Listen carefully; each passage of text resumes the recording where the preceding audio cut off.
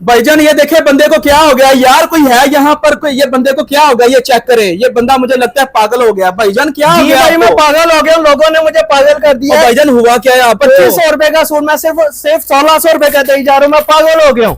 खड़े हो जाओ यार, खड़े हो जाओ, खड़े हो जाओ, होश करो मेरा भाई। आप बताओ भाई। क्या कह रहे हो? भाईजान मैं 2500 रुपए का सूट लोगों को सिर्फ और सिर्फ 1600 रुपए का दे जा रहा हूँ।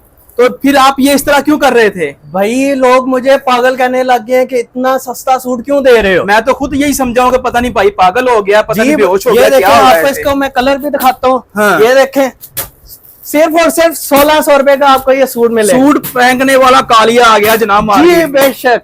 ये और देखें। जनाब ये सूट एक खोल के दिखाएं। ये देख, मैं आपको सूट खोल के दिखाता हूँ।